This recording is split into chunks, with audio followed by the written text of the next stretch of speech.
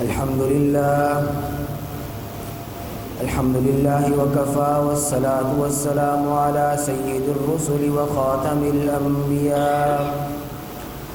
وعلى آله وأصحابه الذين هم خلاصة العرب العرباء وخير الخلائق بعد الأنبياء وهم كالنجوم في السماء للاهتداء والاقتداء وهم مفاتيح الرحمة ومصابيح الغرر. أعوذ بالله من الشيطان الرجيم. بسم الله الرحمن الرحيم. وعباد الرحمن الذين يمشون على الأرض هونا وإذا خاطبهم الجاهلون قالوا سلاما والذين يبيتون لربهم سجدا وقياما والذين يقولون ربنا اصرف عنا عذاب جهنم إن عذابها كان غراما إنها ساءت مستقرا ومقاما. فقال الله تبارك وتعالى في مقام آخر: ألهاكم التكاثر حتى زرتم المقابر كلا سوف تعلمون ثم كلا سوف تعلمون كلا لو تعلمون علم اليقين لترون الجحيم ثم لترونها عين اليقين ثم لتسألن يومئذ عن النعيم. قال النبي صلى الله عليه وسلم: من تواضع لله رفعه الله ومن تكبر وضعه الله. وقال النبي صلى الله عليه وسلم في مقام آخر: من تواضع لله رفعه الله ومن تكبر وضعه الله. وقال النبي صلى الله عليه وسلم في مقام آخر: ما قل وكفى خير من كثر وألهى. صدق الله العظيم وصدق رسوله النبي الأمي الكريم.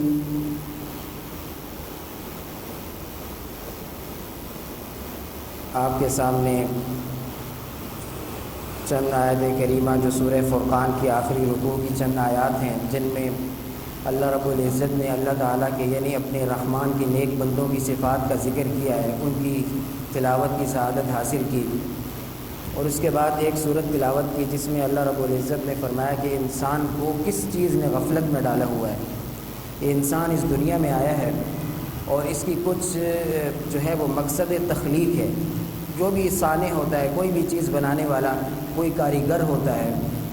وہ جب بھی کوئی چیز بناتا ہے تو اس کے سامنے ایک مقصد ہوتا ہے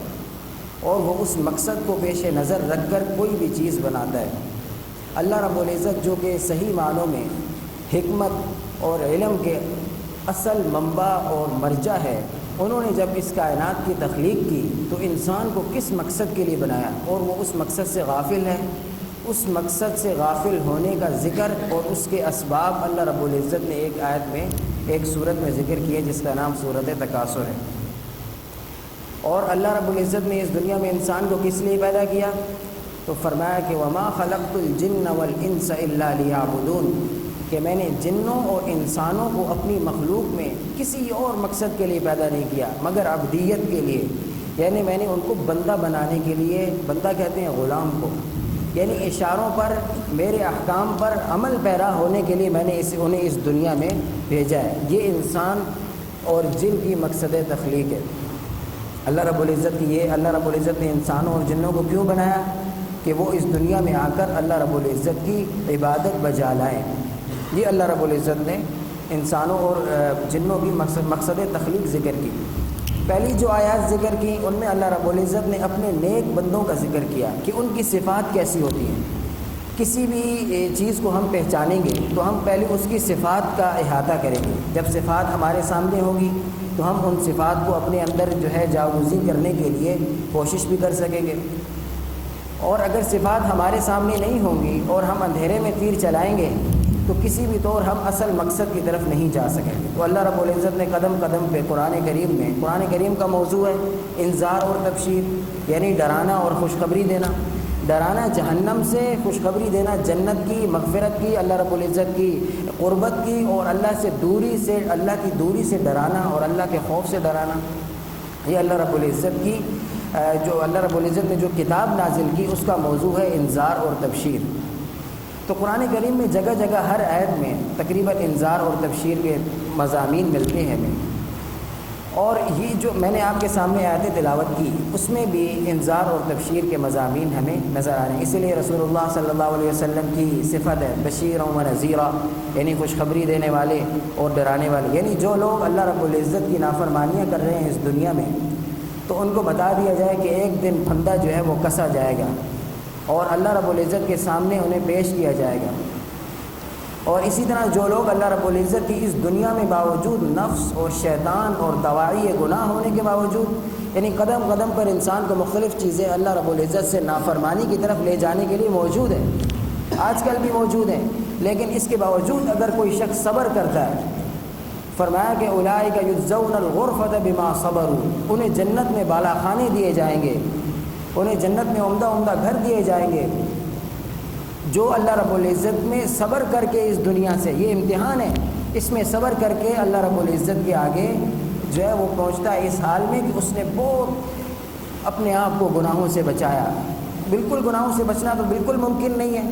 بعض دفعہ خلاف اولا اور گناہ صغیرہ ہوتے رہتے ہیں، لیکن اس نے کوشش کی اور اپنے آپ کو حتی الامکان گناہوں سے بچایا، تو ایسا شخص قیامت کے دن اللہ رب العزت کے ہاں بہت مقرب ہوگا۔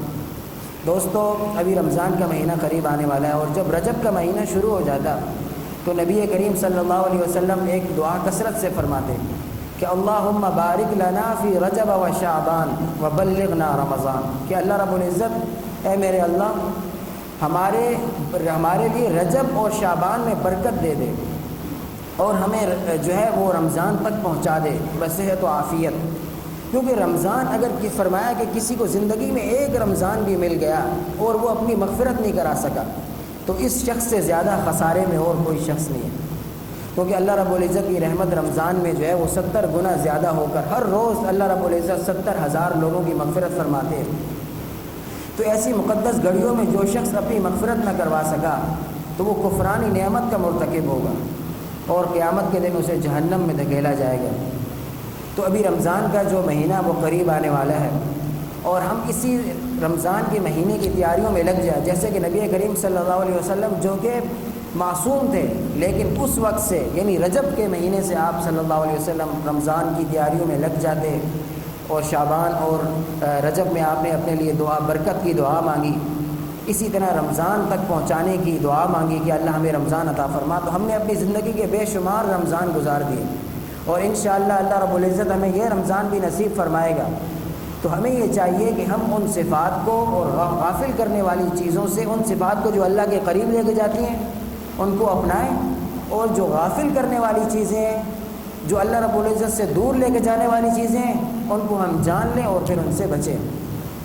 تو سب سے پہلے اللہ رب العزت نے ان صفات کا ذکر کیا اپنے نیک بندوں کی، فرمایا کہ میرے نیک بندوں میں سب سے پہلی صفت وہی ہے جو ایک غلام میں ہونی چاہیے، وہ کیا ہے؟ تواضع اور عاجزی۔ فرمایا وعباد الرحمن، یعنی رحمان کے بندے وہ ہیں الذین یمشون علی الارض ہونا، کہ جب زمین پہ چلتے ہیں، جو چال ہے وہ انسان کی سب سے زیادہ شخصیت کی مظہر ہوتی ہے۔ ایک وزیر اعظم ہے، اس کی چال میں جو ہے وہ وزیرانہ پن ہوگا، ایک عالم ہے اس کی چال میں کچھ علم کا جو ہے علم کی جھلک ہوگی، ایک جاہل ہے اس کی چال میں جہالت کی رمک دمک ہوگی، اسی طرح بہت سارے جو بھی شخصیت ہوگی اس کی جو چال ہوگی وہ اس سے منسلک ہوگی۔ فرمایا کہ میرے جو بندے ہوتے ہیں رحمان کے بندے، جن پر میں رحم کی نظر کرتا ہوں، وہ لوگ ایسے ہوتے ہیں کہ جب وہ چلتے ہیں تو نرمی کے ساتھ چلتے ہیں اور ان کی چال میں بندگی بھی ہوتی ہے۔ ہون کہتے ہیں نرمی، آہستگی، اور ان کی چال میں چھچورا پن نہیں ہوتا جس کی ہر طرح سے مخالفت کی گئی ہے۔ یہ اللہ رب العزت کے نیک بندوں کی پہلی صفت ہے۔ اور پھر اسی طرح میں نے آپ کو حدیث، یہ صفت در حقیقت ان کی شخصیت میں تواضع کی مظہر ہے، یہ چال کہ ان کی شخصیت میں کوئی تکبر نہیں ہے۔ حضور نبی کریم صلی اللہ علیہ وسلم نے فرمایا ایک حدیث میں کہ جس کی جس کی شخصیت کے اندر، جس کے دل میں ذرا برابر بھی، ایک ذرے کے برابر بھی تکبر ہوگا، وہ جنت میں نہیں جا سکتا، کیونکہ یہ اجتماعی نقیضین ہے۔ ایک طرف تو وہ بندہ ہے اور ایک طرف اس میں تکبر ہے۔ تکبر تو اللہ رب العزت کی ایسی صفت ہے جو اسی کے ساتھ خاص ہے۔ خود نبی کریم صلی اللہ علیہ وسلم فرمایا کہ وہ اس طرح چلتے تھے جیسے جو ہے نیچے کی طرف جا رہے ہو، یعنی سیدھی زمین پر، سلیٹ زمین پر بالکل آپ ایسے چلتے تھے جیسے آپ پہاڑ سے اتر رہے ہو، اتنا جھک کر اور عاجزی کے ساتھ اور انکساری کے ساتھ۔ جبکہ مشرکین مکہ کی چال کا ذکر کیا کہ وہ ان کے پانچے بالکل نیچے ہوتے تھے اور اکڑ کر چلتے تھے اور پیچھے ان کے پانچوں سے لکیریں لگ رہی ہوتی تھی زمین پر، یہ چال مشرکین کی تھی۔ جبکہ حضور علیہ نبی کریم صلی اللہ علیہ وسلم کی چال کیا تھی کہ وہ ایسے چلتے تھے کہ جیسے ایک عبد ہو اور شاکر ہو، اپنے مولا سے بالکل راضی ہو، اس کی رضا سے، اس کی ہر مرضی پر راضی ہو، ایسے غلام کی طرح نبی کریم صلی اللہ علیہ وسلم زمین پر جب آپ قدم رنجہ فرماتے تو ایسے فرماتے۔ اور پھر حدیث جو میں نے تلاوت کی کہ من تواضع للہ رفعہ اللہ، لیکن وہ ایسا آقا نہیں ہے کہ اگر آپ اس کے سامنے عاجزی کریں گے تو وہ آپ کو گویا جس طرح کہ دنیا کا اصول یہ ہے کہ جو نیچے ہے اسے نچلا ہی بنا دیتے ہیں ہمیشہ کے لیے، لیکن ایسا نہیں ہے۔ فرمایا نبی کریم صلی اللہ علیہ وسلم نے کہ جو اللہ رب العزت کے لیے تواضع کرتا ہے، اللہ رب العزت کے لیے عاجزی کرتا ہے تو اللہ اسے اٹھاتا ہے، مزید اللہ اسے بلند کرتا ہے۔ ومن تکبر، اور جو تکبر کرتا ہے وضعہ اللہ، جیسے شیطان نے تکبر کیا، فرمایا خلقتنی، شیطان نے کہا اللہ رب العزت کیا کہ خلقتنی من نار و خلقتہ من طین، کہ آپ نے اس کو تو آپ نے مجھے تو آپ نے نار سے پیدا کیا، یعنی آگ سے جس کی طبیعت میں اٹھان ہے وہ بلندی کی طرف اٹھتی ہے، اور آپ نے اس کو مٹی سے پیدا کیا جس کی طبیعت میں نیچا ہونا ہے، پستی ہے۔ تو میں ایک پست چیز کے آگے اپنی جو میری خلقت، جو طبی میری وہ ہے ذات ہے، یعنی آگ، اس کو گویا میں اپنی طبیعت میں بڑا ہوں اس سے، میں اپنی آگ ہونے کے باوجود میں اس مٹی کے آگے سجدہ کروں، تو ایسا نہیں ہے کہ میں ایسا سجدہ کروں۔ تو اللہ نے فرمایا کہ جاؤ، نکل جاؤ، فإنک رجیم، بس آپ ایسے ہیں جیسے مردود کیا گیا، دھتکارا گیا۔ اسی لیے ایک شعر ہے، تکبر عزازیل را خار کر بزندان لعنت گرفتار کر، کہ عزازیل کو، عزازیل شیطان کا نام ہے، اس کو تکبر نے ذلیل کیا، بزندان لعنت گرفتار کر، اور لعنت کی قید میں اسے گرفتار کروایا۔ تو اللہ رب العزت کے بندوں کی پہلی صفت یہ ہے کہ وہ زمین پر چلتے ہیں تو تواضع سے۔ قرآن کریم میں حضرت لقمان علیہ السلام نے اپنے بیٹے کو بلایا جب وہ قریب المرگ تھے، تو فرمایا کہ بیٹے میں نے تمہارے لیے کچھ خزانے رکھے، کچھ بہت جائیداد رکھی ہے، اور وہ ایسے خزانے کہ اگر تم نے ان کو پا لیا تو تم بہت دولت مند ہوگی۔ اور ان میں بہت ساری نصیحتیں کی، تقریباً بہت ساری نصیحتیں، قرآن نے بھی ان کی چند نصیحتوں کا ذکر کیا۔ ان میں پہلی نصیحت یہ ہے، لا تصعر خدک للناس ولا تمشی فی الارض مرحا، کہ زمین پر اکڑ اکڑ کے نہ چل۔ کیوں؟ فإنک لن تبلغ الارض وإنک لن تخرق الارض ولن تبلغ الجبال طولا، کہ تیری اتنی طاقت نہیں ہے کہ تو زمین پھاڑ سکے بغیر کسی امداد کے، اور اپنے قدموں سے اپنے قدم رکھ کر تو زمین پھاڑ سکے، تیری یہ طاقت نہیں ہے۔ اور نہ تیری اتنی طاقت ہے کہ تو اتنا اکڑ کے چل رہا ہے کہ تو پہاڑوں جتنا بلند ہو سکے، تو زمین پر اکڑ اکڑ کے نہ چل، ایک دن تو نے اسی زمین کے اندر جانا ہے۔ تو پھر یہ زمین، ایک حدیث میں رسول اللہ صلی اللہ علیہ وسلم نے فرمایا کہ جب آدمی زمین میں چلا جاتا ہے تو وہ اسے دبوچتی ہے اپنے اندر، جو زمین کی عادت ہے، جو بھی اس کے اندر جاتا ہے وہ جو ہے وہ سما جاتا ہے پوری طرح، بالکل ریزہ ریزہ اسی کا ہو جاتا ہے، تو وہ اپنے اندر دبوچتی ہے اور بار بار اسے یہ کہتی ہے کہ تو میرے پر اکڑ کر چلتا تھا نا، دیکھ آج تو میرے پنجے میں آ گیا، آج تو میرا شکار ہے، اب دیکھ میں تیرے ساتھ کیا کرتا ہوں، کیا کرتی ہوں۔ لیکن اگر وہ زمین جو ہے، جب اس میں کوئی نیک بندہ آ جاتا ہے جو اس پر اطمینان، سکون اور سنت کے مطابق اپنی چال ڈھال اور تکبر نہیں کرتا،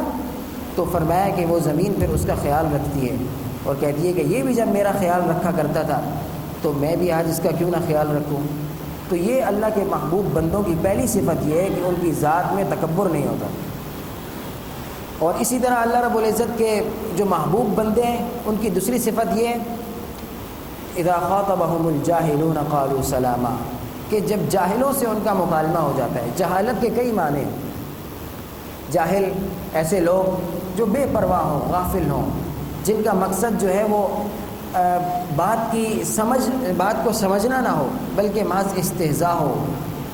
ایسے لوگوں کے ساتھ جب اللہ کے نیک بندوں کا کوئی مکالمہ ہو جاتا ہے تو وہ لوگ ان میں سلامتی کی بات ہی کہتے ہیں، ان کے ساتھ لڑائی جھگڑا نہیں کرتے۔ پہلی بات تو یہ کہ ان کے لیے سلامتی کی دعا کرتے ہیں، قالوا سلامہ کہتے ہیں آپ پر سلامتی ہو، اور ان کے لیے سلامتی کی دعا کرتے ہیں۔ اور دوسرا انہیں ایسی ہی باتیں بتاتے ہیں جن میں ان کے لیے فائدہ اور سلامتی ہو۔ اس کا یہ مطلب نہیں ہے کہ چند لوگوں کو خود ہی آدمی جاہل کہہ دے اپنی سمجھ کے مطابق اور ان سے گزرتے ہوئے سلام سلام کرتا رہے، یہ تو خود بڑا جاہل ہے کس نے یہ طریقہ اپنایا۔ بلکہ سلام کہنے کا مطلب یہ ہے کہ انہیں سلامتی کی دعا دیتے ہیں کسی بھی طریقے سے، یا تو انہیں سلامتی کی بات کہتے ہیں یا انہیں سلامتی کی دعا دیتے ہیں، تو یہ اللہ کے نیک بندوں کی دوسری صفت ہے۔ اصل میں یہ جو اللہ کے بندوں کی صفات ہیں، ان کے سیاق میں ایک آیت ہے جو ان سے پچھلی آیت ہیں، ان میں فرمایا گیا کہ اذا قیل لهم اسجدوا للرحمن قالوا وما الرحمن، کہ جب مشرکین سے کہا جاتا، اب سب سے بڑے حکیم تو اللہ رب العزت ہے، اس کے بعد نبی کریم صلی اللہ علیہ وسلم میں، تو جب مشرکین سے یہ کہا جاتا کہ آپ مشرکین جاہل ہیں، جب مشرکین سے یہ کہا جاتا کہ آپ الرحمن یعنی اللہ رب العزت کی صفت سے رحمت کی طرف منسوب ہے، آپ رحمان یعنی اللہ رب العزت کا سجدہ کریں، فرماتے ومر رحمان، وہ آگے سے جہالت والی بات کرتے۔ لیکن اللہ رب العزت نے اس کے باوجود اور نبی کریم صلی اللہ علیہ وسلم انہیں جہالت کی جواب، ان کی اس جہالت کا جواب جہالت سے نہیں دیتے، بلکہ آپ بار بار اللہ رب العزت کی صفت رحمت کی توصیف کرتے کہ وہ ایسا رحمان ہے، ایسا کریم ہے، اور اللہ رب العزت کی تخلیق کا ذکر کرتے، والذی جعل اللیل والنہار خلفۃ لمن اراد ان یذکر او اراد شکورا، یہ اس سے اگلی آیت ہے۔ فرماتے کہ رحمان وہی ہے جس نے زمین کو بنایا، جس نے آسمان کو بنایا، اور وہ جو ہے وہ اللہ رب العزت ہیں، آسمان پر جلوہ افروز ہیں، ان کا ایک عرش ہے، کرسی ہے، وہ بہت رحیم ہیں، وہ آپ کو بلا رہے ہیں۔ اسی طرح اس نے دن اور رات کو بنایا جو ایک دوسرے کے پیچھے آتی ہیں، ایک پہلے رات آئی، پھر دن آیا، پھر دن کے بعد دوبارہ رات آ گئی، تو یہ صفت رحمت کا بار بار ذکر کرتے ہیں اللہ رب العزت کی۔ تو یہ ایک مثال ہے ہمارے لیے کہ مشرکین سے بڑا جاہل کون ہوگا، لیکن جب ان سے کہا جاتا کہ رحمان کا سجدہ کرو، کہتے ہیں ومر رحمان، رحمان کون ہے، رحمان کیا ہے؟ تو اللہ رب العزت کے حکم سے نبی کریم صلی اللہ علیہ وسلم اللہ رب العزت کی صفات، وہ الذی جعل اللیل والنہار خلفۃ لمن اراد ان یذکر او اراد شکورا، اور اسی طرح کی تمام صفات آپ ذکر کرتے، تو یہی اللہ کے نیک بندوں کی بھی صفت ہونی چاہیے کہ ایک تو وہ جب لوگوں کے ساتھ الجھے تو ان کو ہمیشہ سلامتی کی بات کریں۔ اسلام دنیا آج کل دوستو، آج کل بھی ہم صرف اخلاق کی بات نہیں کرتے بلکہ اخلاق کی بات اور لوگ بھی بہت کرتے ہیں، مغربی دنیا بھی کرتی ہے، ہم لوگ بھی کرتے ہیں، لیکن ہم دو طرح کے اخلاق کا ذکر کرتے ہیں۔ ہم ایک اخلاق ظاہرہ اور ایک اخلاق باطنہ دونوں کا ذکر کرتے ہیں، اور وہ لوگ ذکر کرتے ہیں اخلاق ظاہرہ کا، صرف اخلاق ظاہرہ کا، ان کے ہاں اخلاق باطنہ نہیں ہے۔ آپ کسی کے بارے میں کیا سوچتے ہیں، وہ ان کے ہاں ایسا کچھ نہیں ہے۔ پہلے آپ کو بتایا کہ ہم اخلاق ظاہرہ اخلاق باطنہ کا ذکر کس طرح، کہ پہلے ہم نے کہا کہ جب وہ ان کی ذات میں تواضع ہوتی ہے تو وہ نرمی سے چلتے ہیں، تو نرمی سے چلنا یہ اخلاق ظاہرہ ہے کہ ظاہر میں لوگوں کے سامنے نرمی سے چلنا، اور اخلاق باطنہ یہ ہے کہ دل میں تکبر اور غرور نہ ہو۔ اسی طرح سلامتی کی بات کہنا، ظاہراً السلام علیکم کہنا یا ان سے سلامتی کی اچھی اچھی باتیں کرنا، یہ تو اخلاق ظاہرہ میں سے ہے، لیکن ان کے بارے میں اچھا سوچنا کہ اللہ انہیں بھی ہدایت کی توفیق دے، یہ اخلاق باطنہ میں سے ہے۔ تو ہمارے ہر ایک اخلاق میں اس کی ایک ظاہری سمت ہے اور ایک باطنی سمت ہے، ان دونوں سمتوں کو جو بجا لائے گا، فرمایا کہ اسی کے اخلاق اچھے ہیں، جس کی چال ڈھال میں ظاہراً تو وہ چاپلوسی کرتا ہے، لوگوں کے سامنے بڑی ان کی تعریفیں کرتا ہے، لیکن اس کے دل میں کھوٹ ہے، حسد ہے، تکبر ہے، کینہ ہے، نفاق ہے، تو ایسے لوگوں کے لیے اسلام ان پر ان کے با اخلاق ہونے کا لیبل نہیں لگاتا، بلکہ اخلاق وہی ہیں، اسی شخص کے ہیں جو دل میں بھی جو ہے وہ اچھے تواضع ہے جس کی، اور چال اور ڈھال میں بھی جس کی تواضع ہے، تو اخلاق اسی کے ہیں۔ اور تیسری صفت یہ والذین یبیتون لربہم سجدا وقیاما، اور اللہ کے محبوب بندوں کی تیسری صفت یہ ہے کہ دن تو ان کا ایسا گزرتا ہے کہ وہ نرمی سے چل رہے ہیں، بازاروں میں نرمی سے گزر رہے ہیں، لوگوں سے نرمی سے بات کر رہے ہیں، لوگوں سے سلامتی کی بات کر رہے ہیں، لیکن ان کی رات ایسی گزرتی ہے کہ وہ اپنے رب کے سامنے کھڑے ہیں سجدا و قیامہ، کبھی قیام کی حالت میں، کبھی سجود کی حالت میں، یعنی راتوں کو تہجد پڑھتے ہیں، راتوں کو تہجد پڑھتے ہیں۔ ایک حدیث میں جناب نبی کریم صلی اللہ علیہ وسلم کا فرمان ہے کہ جو شخص تہجد گزار ہو تو اللہ رب العزت اسے اس وقت تک موت نہیں دیتا جب تک اپنا مقرب اور ولی نہ بنا لے۔ یہ اس سے زیادہ گارنٹی کیا ہوگی کہ آدمی تہجد پڑھنا شروع کر دے تو وہ عمر کے کسی نہ کسی حصے میں اللہ رب العزت کا مقرب بن جائے گا۔ فرمایا والذین یبیتون لربہم سجدا وقیاما، کہ حضور علیہ الصلوۃ والسلام پر تو تہجد کی نماز واجب بھی تھی، آپ ضرور پڑھا کرتے تھے، لیکن آپ بہت دیر تک قیام کیا کرتے تھے، بہت، حتیٰ کہ آپ کی پنڈلیاں سوج جاتی۔ تو ایک جناب امی عائشہ انہیں فرماتی کہ آپ تو معصوم ہیں، آپ سے تو کوئی گناہ نہیں ہوتا، پھر آپ اپنے رب کے آگے اتنا زیادہ کیوں گریہ جاری کرتے ہیں، آپ سو جائیں، آرام کریں، آپ کا تو سونا بھی عبادت ہے۔ تو آگے سے فرماتے ہیں افلا اکون عبدا شکورا، کہ میں ایسا بندہ نہ بنوں جس نے مجھ پہ اتنے احسان کیے، جس رب نے، میں اس کا جتنا زیادہ شکر ادا کروں کم ہے، تو میں ایسا بندہ نہ بنوں جو بہت زیادہ شاکر ہو۔ اللہ رب العزت کے ہاں ہر وقت شکر اس کی اعضاء سے، شکر 3 طریقوں سے ہوتا ہے، بالجنان دل سے، باللسان زبان سے، بالابدان یعنی جسموں سے۔ تو میں جسم سے یعنی اپنے بندے کی دل سے بھی اپنے رب کا دل سے بھی شکر ادا نہ کروں کہ میں اس کے سامنے دل ہر وقت اس کے لیے میں حاضر کر کے رکھوں، اور اپنے جسم سے یعنی راتوں کو تہجد پڑھوں، ہر وقت اس کی احکام کی تعمیل میں لگا رہوں، تو یہ میرا بدن سے شکر ہوگا، اور باللسان اور زبان سے بھی اشکرک یا رب العالمین یہ کہتا رہوں، تو یہ شکر، یہ اللہ رب العزت کے بندوں کی تیسری صفت یہ ہے کہ وہ تہجد پڑھتے ہیں۔ فرمایا ایک حدیث میں نبی کریم صلی اللہ علیہ وسلم نے علیکم بقیام اللیل، علیکم بقیام اللیل، کہ تم پر رات کا قیام بہت ضروری ہے، اور رمضان میں تو تراویح جو ہے وہ بھی رات کے قیام کا ایک حصہ ہے، تو ہمیں چاہیے کہ تراویح پوری 20 رکعات جو ہے وہ اپنے رب کے لیے ہم پڑھیں، اور اللہ نے جتنی نعمتیں کی ہیں، فرمایا قرآن کریم میں فَإِن تَعُدُّوا نِعْمَتَ اللَّهِ لَا تُحْصُوهَا، کہ اگر اللہ کی نعمتوں کو تم گننا شروع کر دو تو تم شمار نہ کر سکو۔ اللہ نے ہم پر اتنی انعام اور اکرام کیے ہیں کہ ہم سوچ بھی نہیں سکتے، اور سب سے بڑا اکرام تو حضرت مولا روم نے ایک شعر میں کہا کہ ماں نبودیم و تقاضائے ماں نبود، لطف تو نہ گفت امامی شنود، کہ ماں نبودیم ہم نہیں تھے،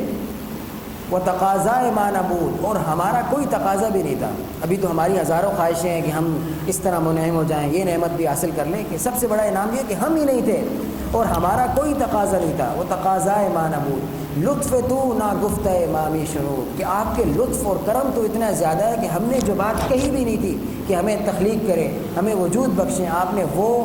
جو لطف ہے، آپ کے لطف نے وہ بات بھی ہماری سن لی، اور جب آپ نے ہمیں وجود بخشا ہے اور آپ ہماری نعمتوں کا تو خیال رکھیں گے، تو سب سے بڑی نعمت یہ کہ اللہ نے ہمیں آدم سے وجود میں لایا، اور وجود کے بعد انسان کو انہوں نے اپنی ایک صفت یعنی ابد ہونا۔ اللہ رب العزت تو ازلی ابدی ہے، ہمیشہ سے ہیں، ہمیشہ رہیں گے، لیکن انسان ازلی تو نہیں ہے لیکن ابدی ہے، ہمیشہ رہے گا۔ یہ اللہ رب العزت کی ایک صفت ہے، اور اپنی صفت میں ایک ساتھ اللہ رب العزت نے اس انسان کو بھی ایک ابدی روپ دیا کہ وہ جنت میں جائے گا، اس کے بعد ہمیشہ کے لیے رہے گا۔ تو اللہ رب العزت نے جو آدم سے وجود میں لایا ہے انسان کو، یہ بہت بڑا انعام ہے اللہ رب العزت کا، اور اللہ رب العزت کا یہی انعام اگر ہم اس کو ذہن میں رکھیں اور شکر بجا لائیں تو اس کا شکر بھی در حقیقت ہم ادا نہیں کر سکتے۔ اور پھر اللہ کے بندوں کی چوتھی صفت کیا ہے؟ والذین یقولون ربنا اصرف عنا عذاب جہنم ان عذابها کان غراما، کہ اے اللہ، اے ہمارے پروردگار، ہم سے جہنم کے عذاب کو پھیر دے، کیونکہ ہم میں اتنی طاقت نہیں ہے کہ وہ عذاب ہم جو ہے اس کو برداشت کر سکیں۔ اب دیکھو 3 چیزوں سے، ایک زبان سے، اعمال سے، تو وہ شخص اللہ رب العزت کی احکام بجا لا رہا ہے، یہ جہنم سے پناہ مانگ رہا ہے احکام کے ذریعے، اعمال کے ذریعے۔ دل میں وہ جہنم سے ہر وقت اللہ رب العزت اسی سوچ میں ہے، فکر ہے اسے، اس سوچ سے اللہ رب العزت اس سوچ میں مصروف رہ کر وہ جہنم سے پناہ مانگ رہا ہے۔ اور پھر زبان سے بھی کہنے کا حکم ہے کہ زبان سے بھی کہو کہ ربنا اصرف عنا عذاب جہنم، کہ اللہ ہمارے جو ہم سے جہنم کے عذاب کو پھیر دے، یہ زبان سے کہنے کا حکم ہے۔ تو تینوں طریقے سے انسان کو چاہیے کہ وہ جہنم سے پناہ مانگے۔ ان عذابھا کان غراما، بے شک اس کا عذاب جو ہے چپکنے والا ہے۔ ایسے انسان کو ایسے وہ گھیرے میں لے لے گا کہ کوئی بچاؤ کی صورت نہیں ہوگی۔ انہا ساعت مستقرا و مقاما، وہ تھوڑی دیر کے لیے بھی اس میں قیام برا ہے اور طویل قیام بھی اس میں برا ہے۔ مستقر کہتے ہیں تھوڑی دیر کے لیے کسی نے کوئی ٹھکانہ بنا لیا، اور مقام کہتے ہیں کافی دیر کے لیے انسان ایک پائیدار اپنا ٹھکانہ بنا لے۔ تو ہوتا یہ ہے کہ بعض دفعہ ایسا ہوتا ہے کہ آدمی ایک تنگ گھر میں مستقل قیام کے لیے گیا، تو شروع میں تو اسے بہت تنگی محسوس ہوتی ہے، لیکن آہستہ آہستہ وہ اس میں جو ہے سیٹ ہو جاتا ہے۔ تو فرمایا کہ انہا ساعت مستقر و مقامہ، کہ وہ تنگ ایسی جو جہنم ہے وہ ایسا نہیں ہے کہ اگر آپ اس میں چند دن رہیں گے تو آپ کو عادت ہو جائے گی کہ بھئی آگ کی عادت ہو گئی ہے، اب تو ایسے کوئی اتنا مسئلہ نہیں ہے۔ لیکن ایسا نہیں ہے، اگر آپ طویل قیام بھی کریں گے اس میں تو بھی برا ہوگا۔ اور مستقر، اور بعض مقام ایسے ہوتے ہیں کہ ان میں تھوڑی دیر کے لیے انسان رہ سکتا ہے کہ تھوڑی اتنی تکلیف برداشت کر لی، چلو 1-2 دن کے لیے آگ ہی برداشت کر لی، لیکن ایسا بھی نہیں ہے۔ ایک لمحے کے لیے بھی اس کی جو ہے وہ تپش آپ برداشت نہیں کرتے۔ حضور نبی کریم صلی اللہ علیہ وسلم نے فرمایا ان شدت الحر من فیح جہنم، کہ جو گرمی ہے دنیا کی، یہ جہنم کی جو ہے وہ ایک ڈکار ہے۔ تو جہنم جب ڈکارتی ہے تو گویا اس کی گرمی سے دنیا کا یہ حال ہے، تو آپ سوچیں کہ اس کی گرمی کا کیا حال ہوگا۔ تو اس لیے اللہ رب العزت نے بار بار جہنم سے پناہ مانگنے کی ہمیں احکام کے ذریعے، اعمال کے ذریعے، جنان کے ذریعے یعنی دل کے ذریعے، اور زبان کے ذریعے بھی ہمیں پناہ مانگنے کا حکم دیا۔ اور اللہ رب العزت کے بندوں کی 5ویں صفت یہ ہے کہ والذین اذا انفقوا لم يسرفوا ولم يقتروا وكان بین ذلك قواما، کہ جب وہ لوگ خرچ کرتے تو نہ تو اسراف کرتے ہیں نہ کنجوسی کرتے ہیں، بلکہ اس کے درمیان رہتے ہیں، یعنی اعتدال۔ اللہ تعالیٰ کے نیک بندے جب خرچ کرنے میں اعتدال کرتے ہیں، ایک حدیث میں نبی کریم صلی اللہ علیہ وسلم نے فرمایا ما اعلی من اقتصد، کہ جو وہ فقر کا سامنا نہیں کرے گا، فقر و فاقہ کا سامنا نہیں کرے گا جو میانہ روی سے چلے گا۔ تو اسراف کا مطلب یہ ہے، اسراف کے 2 مطلب ہیں۔ ایک تو یہ کہ گناہوں کے معاملے میں خرچ کرنا، وہ بھی اسراف ہے، چاہے اس میں 1 روپیہ خرچ کرنا ہے، وہ اسراف ہے، وہ زیادتی ہے، وہ حد سے گزرنا ہے۔ اور یا مباح کاموں میں اتنا زیادہ خرچ کرنا کہ اس میں حد سے گزر جانا، یہ بھی زیادتی ہے۔ مباح کام ہے لیکن اس میں بے حد خرچ کرنا یہ بھی زیادتی ہے۔ اور بخل بھی نہیں کرنا کہ ایک انسان اپنے رہائش، کھانے پینے، اوڑھنے بچھونے میں اتنا بخل کرے کہ اس کی شخصیت پر اس کی جو مال و متاع ہے وہ ظاہر نہ ہو، اس کو بھی شریعت نے پسند نہیں کیا کہ یہ بخل ہے۔ اور بخل بھی باطنی بیماریوں میں سے ہے، اور اسراف بھی باطنی بیماریوں میں سے ہے۔ اسراف کا مطلب 2 ہو گئے، ایک مطلب یہ ہو گیا کہ گناہوں کے معاملے میں خرچ کرنا، دوسرا مطلب یہ ہو گیا کہ مباح کاموں میں یعنی جائز کاموں میں خرچ کرنا لیکن حد سے زیادہ گزرنا۔ تو یہ دونوں مطلب کس کے ہیں؟ اسراف کے۔ اور بخل کا مطلب بھی اسی طرح ہے کہ بخل کا مطلب پہلے یہ کہ نیک کاموں میں خرچ نہ کرنا، یا مباح کاموں میں حد سے بہت کم خرچ کرنا، اپنے کھانے پینے کا ہی صحیح خیال نہ رکھنا، تو یہ بھی بخل ہے۔ بخل کے بھی 2 مطلب ہو گئے اور اسراف کے بھی 2 مطلب ہو گئے۔ بلکہ نیک جو لوگ ہوتے ہیں وہ مباح کاموں میں اعتدال سے خرچ کرتے ہیں، نیک کاموں میں حد سے زیادہ خرچ کرتے ہیں، اور برائی کے کاموں میں بالکل خرچ نہیں کرتے۔ تو یہ 3 اس کی کیا ہو گئی؟ شقیں ہو گئی کہ نیکی کے کاموں میں زیادہ سے زیادہ خرچ کرنا ہے، مباح کاموں میں حد کے مطابق خرچ کرنا ہے، اور جو گناہ کے کام ہیں ان میں بالکل خرچ نہیں کرنا۔ یہ اللہ رب العزت کے بندوں کی 5ویں صفت ہے۔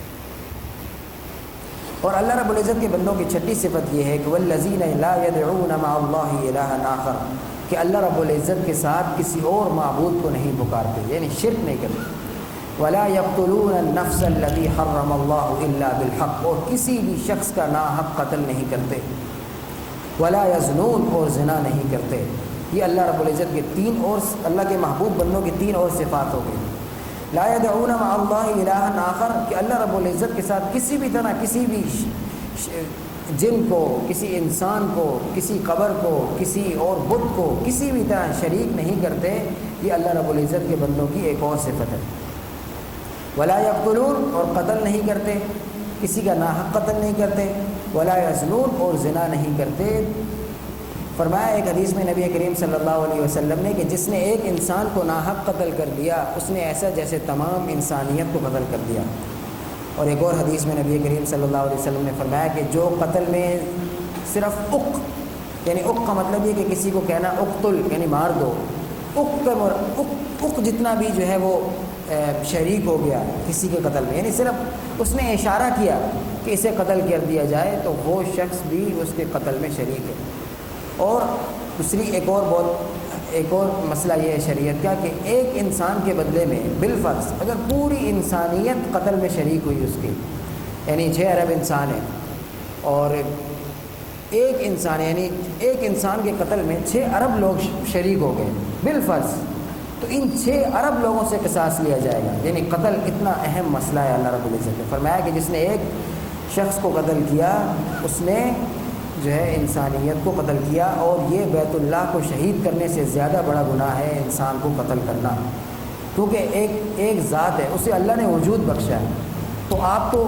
اس کا وجود چھین نہیں سکتے، آپ اس کی جان کیسے چھین سکتے ہیں؟ الا بالحق، مگر یہ کہ جو قصاص کی صورتیں شریعت میں آئی ہیں، تو شریعت میں ناحق قتل کو کتنا اہم مسئلہ شمار کیا گیا یہ آپ اس سے سوچ سکتے ہیں۔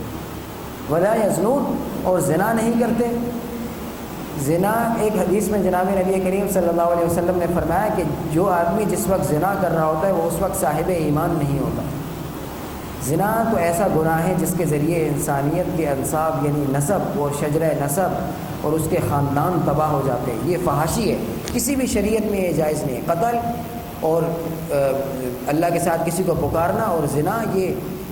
فی ذاتی ہی قبح ہے، یعنی کسی بھی طرح ان کو جائز نہیں قرار دیا جا سکتا۔ اگر آپ بھوکے ہوں تو خنزیر کا جو گوشت ہے وہ آپ کے لیے بقدر ضرورت جائز ہو سکتا ہے، بقدر ضرورت، بالکل اتنا کہ آپ کی جان بچ سکے، لیکن زنا کسی بھی صورت میں جائز نہیں ہو سکتا، چاہے انسان کتنی بھی زیادہ جو ہے خواہش اس میں کتنی بھی زیادہ ہو جائے، لیکن زنا اس کے لیے جائز نہیں ہو سکتا۔ اس سے آپ زنا کی شدت کا اندازہ لگا سکتے ہیں۔ اور اللہ رب العزت کے محبوب بندوں کی اگلی صفات کیا ہے؟ ولا یشهدون الزور، اور جھوٹی گواہی نہیں دیتے۔ ایک حدیث میں جناب نبی کریم صلی اللہ علیہ وسلم نے فرمایا کہ جھوٹ اور اسلام اور ایمان جمع نہیں ہو سکتے، اور جھوٹ ایسا گناہ ہے جو اسلام اور ایمان کے ساتھ جمع نہیں ہو سکتا۔ مسلمان اور جھوٹا شخص ایک وقت میں نہیں ہو سکتا۔ یہ ایسا ہے جیسے اجتماعی نقیضین، جیسے آگ اور پانی جمع نہیں ہو سکتے، اسی طرح جھوٹا ہونا اور مسلمان ہونا جمع نہیں ہو سکتے۔ ایک حدیث میں جناب نبی کریم صلی اللہ علیہ وسلم نے فرمایا کہ اللہ کے رسول بتائیے مسلمان بخیل ہو سکتا ہے؟ آپ نے فرمایا ہاں ہو سکتا ہے، بعض دفعہ ایسی صحیح تربیت نہ ہوئی ہو۔ فرمایا کہ بزدل ہو سکتا ہے؟ کہا ہو سکتا ہے۔ کہا مزید اور گناہ بھی ہو سکتے ہیں؟ کہا فلاں گناہ بھی ہو سکتا ہے۔ پھر فرمایا کہ اس بندے نے پوچھا کہ جھوٹا ہو سکتا ہے؟ فرمایا کہ نہیں، مسلمان جھوٹا نہیں ہو سکتا۔ تو جھوٹی گواہی دینا یہ بھی اللہ کے محبوب بندوں کا شغل نہیں ہے، بلکہ اللہ کے محبوب بندے اس سے بچتے ہیں۔ وَإِذَا مَرُّوا بِاللَّغْوِ، اور اگلی صفت کیا ہے؟ وَإِذَا مَرُّوا بِاللَّغْوِ مَرُّوا كِرَامًا، کہ جب کسی لغو اور لا یعنی بات سے گزرتے ہیں۔ لا یعنی بات وہ ہے جو عبادت نہیں ہے، اور عبادت کے لیے نہیں ہے، وہ لا یعنی ہے۔ دیکھیں جو چیزیں عبادت نہیں ہیں، اللہ رب العزت یعنی ہم بتایا وَمَا خَلَقْتُ الْجِنَّ وَالْإِنسَ إِلَّا لِيَعْبُدُونِ، کہ میں نے جنوں اور انسوں کو نہیں بنایا مگر عبادت کے لیے۔ تو جو چیز عبادت نہیں ہے فی ذاتی ہی، یہ عبادت کے واسطے نہیں ہے۔ جیسے یہ مسجد ہے، یہ عبادت تو نہیں ہے خود، لیکن اس کو بنانا یہ عبادت کے لیے۔ اسی طرح آپ جو ہے کھاتے پیتے ہیں، آپ اس لیے کھاتے ہیں کہ آپ اچھی طریقے سے، یہ نیت کرنی چاہیے انسان کو کہ نماز پڑھ سکے، اچھے طریقے سے اللہ رب العزت کے احکام بجا لا سکے، اور کھانا کھانا فرض بھی ہے۔ اتنا فرض ہے کھانا کھانا کہ وہ زندہ رہ سکے اور اللہ کے احکام بجا لا سکے اور بیماریوں سے دور رہ سکے۔ علاج کرانا بھی فرض ہے۔ تو یہ جو کھانا کھانا فرض ہے، یہ کوئی فی ذاتی ہی عبادت نہیں ہے کھانا کھانا، لیکن عبادت کی طرف لے کے جانے والا ہے، اس وجہ سے یہ بھی عبادت ہے۔ جو چیز عبادت بھی نہیں ہے، عبادت کی طرف دال بھی نہیں ہے، لے کے جانے والی بھی نہیں ہے، ایسی تمام چیزیں جو اس کے علاوہ ہیں وہ لا یعنی امور ہیں، جیسے خواہ بیٹھنا، فضول میں بیٹھنا، فضول گپ شپ، سمر باللیل، راتوں کی محفلیں، فضول قصے کہانیوں میں لگے رہنا، لطیفہ بازی اور اس طرح کی بہت ساری ایسی چیزیں جو عبادت نہیں ہیں اور عبادت کی طرف لے کے جانے والی نہیں ہیں، وہ لغو ہیں اور لا یعنی ہے، ان سے بچنا بھی انسان جو ہے وہ ضروری ہے۔ اور لغو اور لا یعنی چیزوں سے بچنا یہ بھی اللہ کے محبوب بندوں کی ایک صفت ہے۔ حضور نے منع فرمایا راتوں کو دیر تک جاگنے سے، اس طرح کے سمر باللیل ہو، یعنی راتوں کو قصہ گوئی کی محفلیں ہوتی تھی کہ راتوں کو دیر تک جاگ رہے ہیں اور قصہ پڑھ رہے ہیں، ایک بندہ قصہ سنا رہا ہے، دوسرے لوگ سن رہے ہیں۔ آج کل اس کی بہت ساری صورتیں، مزید ٹی وی دیکھنا، خبریں وغیرہ سننا کا تو الگ احکام ہے، لیکن یہ کہ اگر کوئی شخص محض ٹی وی پر جو ہے وہ تفریح کے لیے کچھ چیزیں دیکھ رہا ہے تو یہ لا یعنی امور ہے، ان سے بچنا بھی بہت ضروری ہے۔ اور یہی اس میں فرمایا وَإِذَا مَرُّوا بِاللَّغْوِ مَرُّوا كِرَامًا، کہ جب وہ لغو باتیں کرنا تو کجا کی بات ہو تو حرام ہے،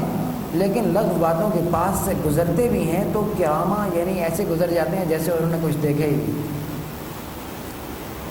وَإِذَا مَرُّوا بِاللَّغْوِ مَرُّوا كِرَامًا۔ اور اس سے اگلی صفت اللہ کے محبوب بندوں کی یہ ہے کہ جب ان کے سامنے وَالَّذِينَ إِذَا ذُكِّرُوا بِآيَاتِ رَبِّهِمْ لَمْ يَخِرُّوا عَلَيْهَا صُمًّا وَعُمْيَانًا، کہ جب ان کے سامنے اللہ کی جو ہے نصیحتوں، اللہ کی آیات کا اور اللہ کی نشانیوں کا ذکر کیا جاتا ہے تو وہ لم يخروا علیہا صما وعميانا، تو وہ اس سے برتاؤ ایک اندھے اور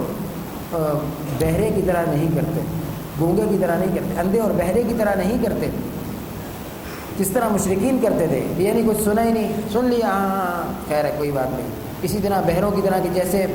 دیکھا ہی نہیں کچھ، بہروں کی طرح جیسے کچھ سنا ہی نہیں، یا اندھوں کی طرح جیسے کچھ دیکھا ہی نہیں، اللہ کی نشانیاں سامنے آئیں اور ایسی گزرتی چلے گئی اور عمر کے یوں ہی 60 سال گزار دیے۔ تو ایسے بھی اللہ رب العزت کے لوگ اللہ رب العزت کے محبوب بندے نہیں ہیں، بلکہ اللہ رب العزت کے محبوب بندے وہ اللہ رب العزت کی نشانیوں میں غور اور فکر کرتے ہیں۔ یہی اللہ کے محبوب بندوں کی جو ہے وہ ایک صفت ہے کہ وہ اللہ کی نشانیوں اور آیات میں غور کرتے ہیں اور ان سے برتاؤ گونگا اور بہرا ہو کر نہیں کرتے، اندھا ہو کر نہیں کرتے۔ یہ اللہ رب العزت کے بندوں کی ایک اور صفت ہے۔ اور اللہ رب العزت کے بندوں کی آخری صفت یہ ہے کہ ایک تو وہ اللہ رب العزت کے بندے جب اللہ کی آیات کو بہرا اور گونگا اور اس طرح جان کر نہیں لیتے، اور اللہ رب العزت کے بندوں کی اس سے اگلی صفت یہ ہے کہ جب بھی وہ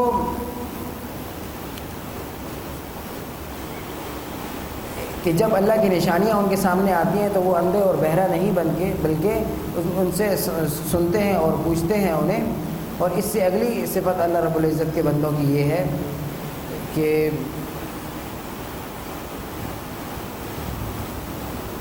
اور اللہ کے اس سے اگلے بندے یہ کہ وہ اپنی اولاد اور آل کو بھی والذین یقولون ربنا هب لنا من ازواجنا وذریاتنا قرۃ اعین، کہ ہماری اولاد اور ہمارے آل و عیال کو بھی ہماری آنکھوں کے لیے ٹھنڈک بنا، وجعلنا للمتقین اماما، اور ہمیں متقین کا امام بنا۔ متقین کا امام کا مطلب یہ ہے کہ ہم یعنی کوئی آدمی جو ہے گھر کا جب سربراہ ہوتا ہے تو وہ گھر کا امام ہوتا ہے، امام کہتے ہیں سربراہ کو۔ وجعلنا للمتقین اماما، یعنی میرے گھر کے تمام اہل و عیال یہ متقین لوگ ہوں، اللہ سے ڈرنے والے ہوں، اور ہمیں ان متقین کا امام بنا، اور ہمیں ہماری اولاد اور آل و عیال کو آنکھوں کی ٹھنڈک بنا۔ یہ اللہ رب العزت کے بندوں کی 12ویں صفت ہے جو کہ آخری صفت ہے۔ اور آپ کے سامنے جو سورہ تکاثر تلاوت کی اس کا مطلب یہ ہے کہ اللہ رب العزت فرما رہے ہیں کہ انسان کو مال و اولاد کی کثرت اور اس پر فخر کی ہوس نے انسان کو غافل کیا ہوا ہے، حتیٰ کہ انسان قبروں تک پہنچ جاتا ہے۔ تو آج آخری بات یہی کرنی ہے کہ ہم اس سے پہلے کہ قبر تک پہنچ جائیں ہمیں یہ چاہیے کہ ہم غفلت سے نکل جائیں